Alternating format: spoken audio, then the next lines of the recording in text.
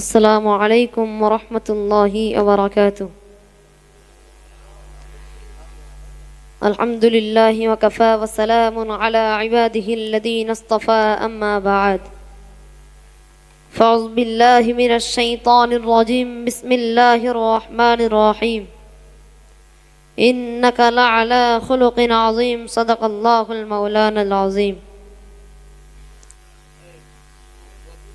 আলহামদুলিল্লাহ, সর্বপ্রথমে শুকরিয়া জ্ঞাপন করি সেই মহিয়ান গরিয়ান সর্বশক্তিমান, যাহারই পরে সকল সৃষ্টির গুণগান, সেই মহান রব্বুল আলামিনের দরবারে অসংখ্য শুকরিয়া। সকলে বলি আলহামদুলিল্লাহ।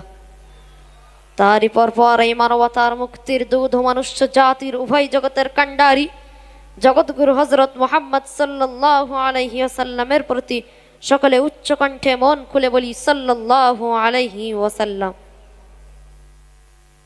অতঃপর আজকের এই মাহফিলের সম্মানিত সভাপতি এবং সামনে উপবিষ্ট সকল শ্রোতা মণ্ডলীকে আমার হৃদয় নিংড়ানো ভালোবাসা ও অভিনন্দন জানিয়ে হুজুর সাল্লাল্লাহু আলাইহি ওয়াসাল্লামের আদর্শ সম্পর্কে কিছু কথা আলোকপাত করার জন্য আমি এখানে দণ্ডায়মান হয়েছি। আচ্ছা বলেন, কাইম সাহেবের কেন লোকে গাল দেবে না? এইসব মাল যদি মার্কেটে ওঠে, বাদামের খোলা পালামের পথ পাবে। লা তাকনাতু মির রাহমাতিল্লাহ বললে বোম্বে বন্ধ টান। এইসব মাল যখন মার্কেটে উঠবে তখন ওসব পার্টি পালাবার কোনো তাহলে কাইম সাহেবকে গাল দেয় বলে এমনি গাল দেয় না, ও ন্যায্য গাল দেয়। গালির কাল সুস্থ, গাল তো শুনতেই হবে তার। এখান থেকে আমি ওর রস করতে শুনিনি, আমি তো দেখলাম বাচ্চা পায় না। তো আমাদের তামজিদ সাহেব বললেন না, যখনই বক্তৃতা করে তখনই 5 সেকেন্ড হয়। কিন্তু জোতলা দেখি কেন মনে হচ্ছে জালটা কি খারাপ বলে মনে হয়? জোতলা দেখি কি মনে হয়েছে? হ্যাঁ হ্যাঁ, আমি বুঝতে পারি। বাকি বিল্লাহ মায়ের জন্য দোয়া চাই 1000। কি বলছেন?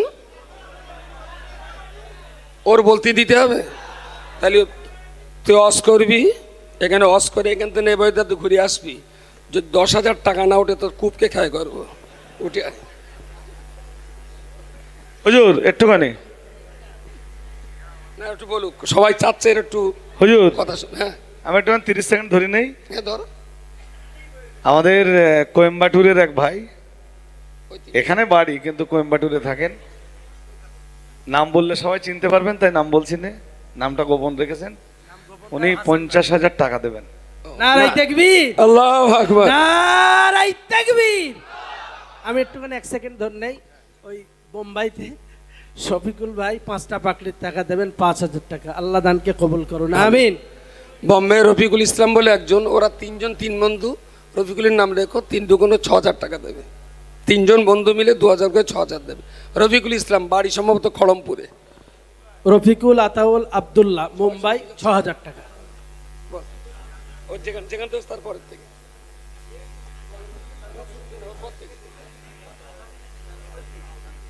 দরুদ ও সালাম সাল্লাল্লাহু আলাইহি ওয়াসাল্লাম তারপর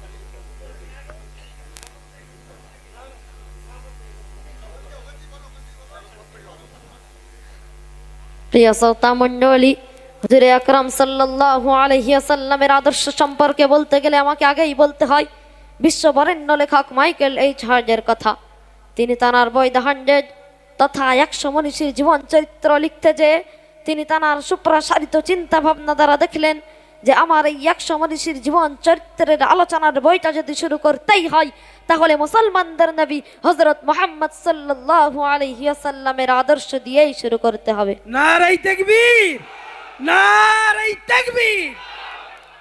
হুজুর আকরাম সাল্লাল্লাহু আলাইহি ওয়াসাল্লাম তিনি এমন একজন মহামানব যার আদর্শ ইসলাম ধর্ম অবলম্বী মানুষদের গণ্ডি অতিক্রম করে বেধর্মীদের জগতেও আলোড়ন সৃষ্টি করেছেন। শুধু তাই নয়, আজ থেকে প্রায় 1,500 বছর পূর্বে গোটা পৃথিবী যখন ঘোর অন্ধকার অমানিসার কৃষ্ণ নেকাবে আচ্ছাদিত ছিল, মানব সমাজ যখন শান্তির দাবানলে দাউ দাউ করে জ্বলছিল, ঠিক এমনই একটি কঠিন যুগে আগমন করে অন্ধকারের কুজ্ঝটিকায় নিমজ্জিত মানব জাতিকে ইসলামের সুশীতল ছায়াতলে নিয়ে এসেছিলেন কেবলই তাঁর সুমহান চরিত্রের দ্বারা। যে চরিত্রের কথা স্বয়ং স্রষ্টা গ্রন্থরাজ আল কোরআনে জানিয়েছেন, ইন্নাকা লাআলা খুলুকিন আযীম, অর্থাৎ নিশ্চয়ই আপনার আদর্শ সর্বশ্রেষ্ঠ, অর্থাৎ হে নবী আপনি উত্তম চরিত্রের উপর প্রতিষ্ঠিত। সম্মানিত শ্রোতা মণ্ডলী, হুজুর আকরাম সাল্লাল্লাহু আলাইহি ওয়াসাল্লাম তার উত্তম আদর্শের কথা তায়েফের ময়দানে দেখিয়েছিলেন।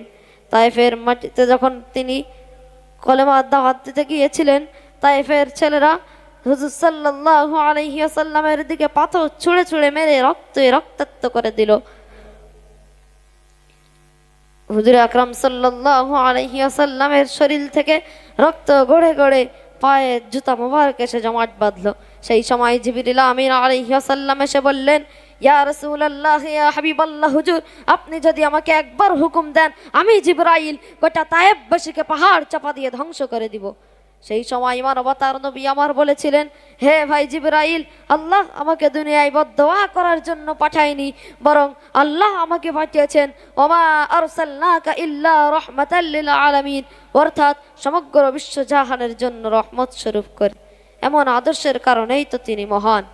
প্রিয় নবী সাল্লাল্লাহু আলাইহি ওয়াসাল্লাম তাঁর 63 বছর জীবন চরিত্রে যে উত্তম অনুপম আদর্শের থিওরি মানব সমাজকে উপহার দিয়েছেন, তা শিশু, কিশোর, আবাল, বৃদ্ধা, বনিতা সকলের জন্য মডেল।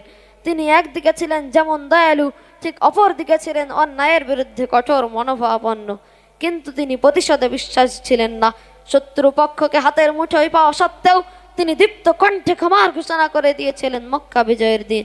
এমন আদর্শের কারণেই তো তিনি বিশ্ব সমাজে আসন দখল করেছেন। আল্লাহ তাআলা আমাদেরকে হুজুর আকরাম সাল্লাল্লাহু আলাইহি ওয়াসাল্লামের আদর্শে আদর্শিত হওয়ার তৌফিক দান করুক। আমিন। নারাই তাকবীর, নারাই তাকবীর। দাওয়াত করলি কত করে টাকা নিবি?